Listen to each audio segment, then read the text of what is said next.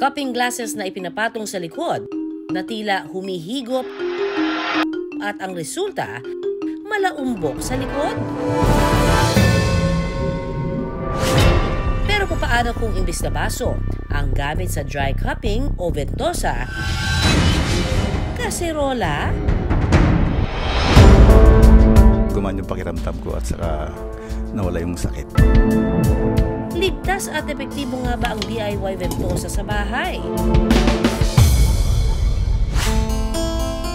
Kilalang manghihilot si Elmer sa kanilang lugar sa Tarlac. Mahigit 2 dekada ng araw niya itong ginagawa. Nagsimula po ako nung binata po ako, parang masamasahe lang po noon sa mga tito ko. Tapos may mga nagpapahilot na po, may mga may sakit na. Ginawa ko po, pinagbuti ko na lang po sariling pag-aaral sa paghihilot hanggang sa tumagal na po ako ng 22 years hanggang ngayon naghihilot na po ako. Hilot pangontra sa lamig daw ang madalas niyang ginagawa. Karamihan po, frozen shoulder, hirap huminga. Saka po sciatica, yung sa balakang po, yung hirap ng ilang taon na pong hindi mahirap na tumayo saka umupo. Pero ang binabalik-balikan daw ng mga kliyente niya ang cupping o ventosa. Ginagamit siya ng mga PT usually for faster healing dun sa area, better circulation, ganun. So kasi if there are more blood flow dun sa area, mas mabilis kasing mag-heal. Or sometimes muscles kasi mas mabilis sila mag-relax, lalo na ako super tight nila. Ayon sa Philippine Institute of Traditional and Alternative Healthcare o PITAC, ang ventosa ay isang alternatibong pamamaraan ng panggagamot na ginagamitan ng baso, plastic o silikon na sumisip-sip sa balat para sa mas mainam na blood circulation.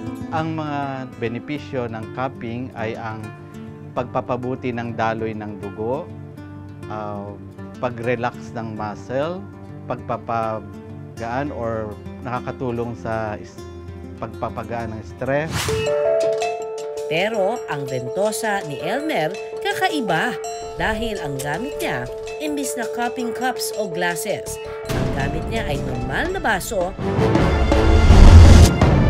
at kaserola. Pag punong-puno po ng lamig ang likod po ng tao, yan po ginagamit ko para umilit po yung buong likod niya. Una munang minamasahe ni Elmer ang kanyang mga kliyente. Gagamit po tayo ng langis po kasi ito po ay pangontra sa lamig para lumabas po ang mga tubig sa katawan ni Kuya.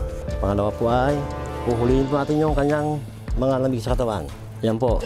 Yan po ang mga sakit ni Kuya na. Tapos sa balakang po, meron din po siyang sakit sa balakang. Yan. Saka ito. Yan.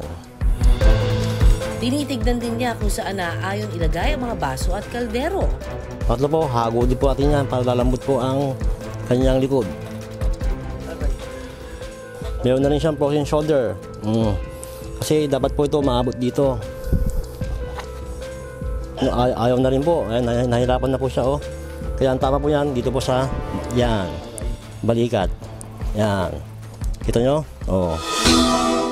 Gamit ang takip ng bote na may bulak, ipinipwesto muna niya ang mga baso.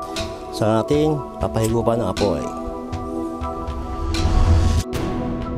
Kaya po umangat ang balat kapag binebentosa ay dahil doon sa kinikreate na suction para sipsipin yung mga toxic blood na nasa katawan kung saan yung parte na merong masakit.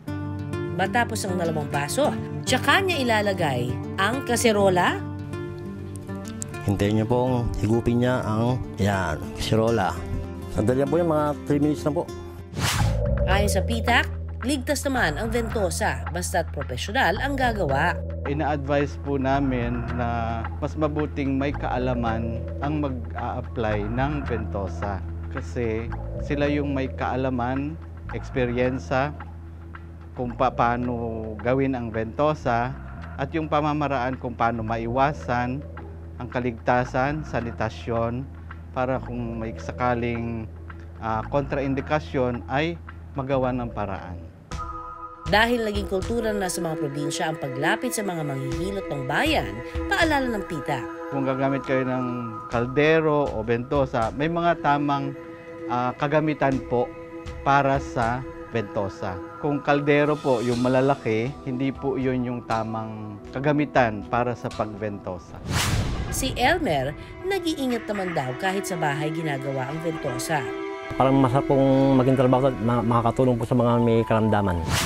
Ang payo ng eksperto, ingat-ingat sa posibleng pagpasa o pagkapasok. Kung hindi alam yung paglalagyan ng bentosa, kung walang gaanong kaalaman, baka kung saan nila mailagay yung bentosa. Hindi rin daw lahat pwedeng magpabentosa. Pwede po siyang DIY, pwede niyong gamitin sa bahay, pero kailangan na matuto sila yung tamang paggamit at pamamaraan. Sa anumang sakit-sakit na nararamdaman sa katawan, pwedeng mamili kung modernong gamutan o tradisyonal na pamamaraan. Basta ang mahalaga, anumang gamutan ang papasukin, siguradong nasaliksik at naipakonsulta sa mga espesyalista.